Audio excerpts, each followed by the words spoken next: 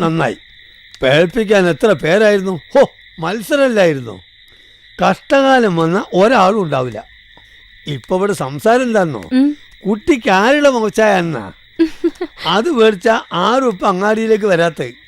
വീരപരാക്രമികളൊക്കെ അങ്ങ് മടയിൽ പോയി ഒളിച്ചില്ലേ? നന്നായി.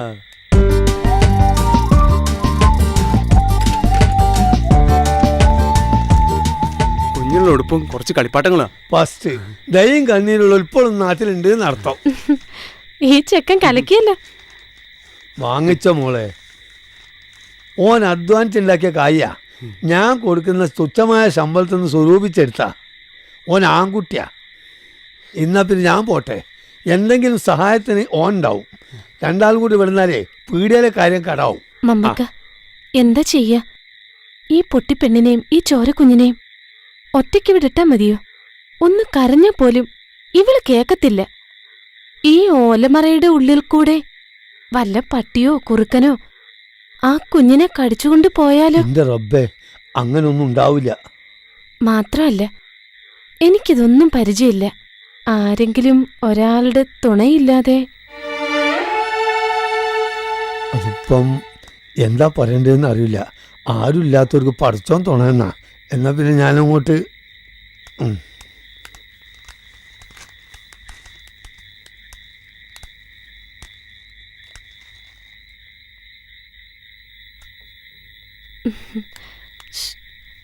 കണ്ടില്ലേ?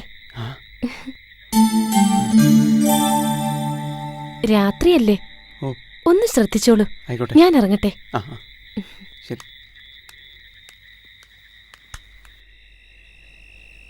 ജീവൻ ഇന്ന് വലിയ സന്തോഷത്തിലാണല്ലോ. തെരുവിൽ ഇന്നൊരു കുട്ടി വരുന്നോണ്ട് ഞാൻ ലീവ് കൊടുത്താ. അതെ അതെ, തെറ്റ് ചെയ്യാത്തവർക്ക് എപ്പോ വേണമെങ്കിലും പോയി എന്തെങ്കിലുമൊക്കെ ചെയ്തു കൊടുക്കാലോ. ഞാൻ കണ്ടു കുഞ്ഞിനെ. അതെപ്പോഴാ? സുശീല കാണിച്ചു തന്നു. എങ്ങനെയുണ്ട്? ഇനി ആരെ പോലെ ഉണ്ടായാലും അന്നെ പോലെ ഉണ്ടാവില്ല. കാരണം ഇനി അതിന് കൊള്ളൂല.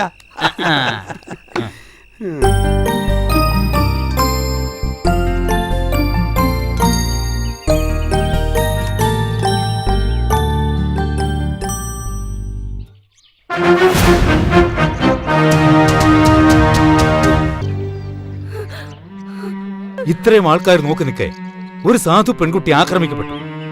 നാളെ നിങ്ങളുടെ വീട്ടിലെ പെൺകുട്ടികൾക്കും ഈ ഗതി വരും. അപ്പോഴും ഒരു കൂട്ടം ആളുകൾ അത് കണ്ടുകൊണ്ട് പ്രതികരിക്കാതെ വെറുതെ നോക്കിയിരിക്കുന്നു. എന്തോ ഒരു ഗതികേടാ ഇത്. ആഗ്രഹം ഇല്ലാഞ്ഞിട്ടല്ല, പേടിച്ചിട്ടാ പിഷാരടി സാറേ. ഈ പെൺകുട്ടിക്കുള്ള ധൈര്യം നിങ്ങൾക്കില്ലെന്നോ? ഒന്നോ രണ്ടോ വ്യക്തികളോട് ഏറ്റുമുട്ടാൻ ഈ സമൂഹത്തിന് കെൽപ്പില്ല. കണ്ണു തുറന്ന് നോക്കിവിടെ ഭൂമിയോളം ക്ഷമിച്ചു. ഒടുവിൽ മാതൃത്വത്തിന് അപമാനമേറ്റപ്പോൾ അവൾ പ്രതികരിച്ചു.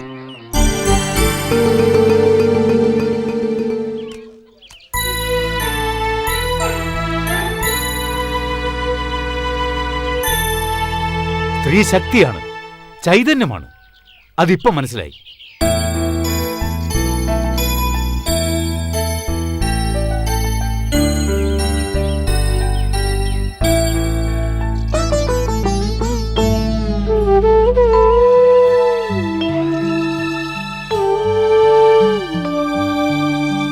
ഇവൾക്ക് സംസാരശേഷി ഇല്ലെന്നേ ഉള്ളൂ, ഉൾക്കാഴ്ചയുണ്ട്.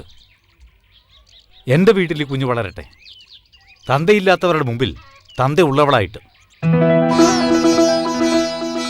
വാ.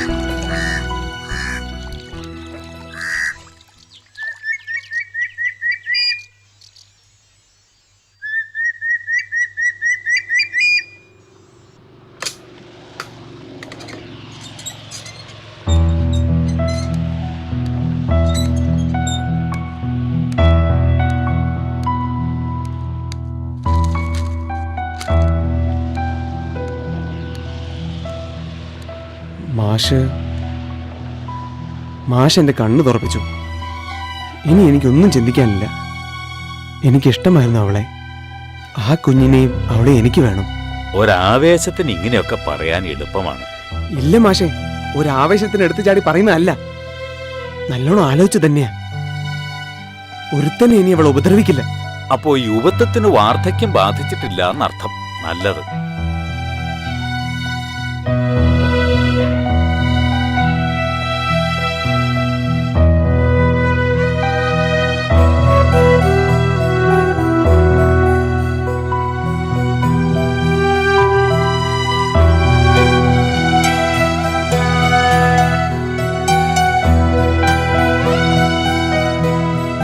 ഞാനിവളെ എല്ലാം പറഞ്ഞു മനസ്സിലാക്കിയിട്ടുണ്ട്.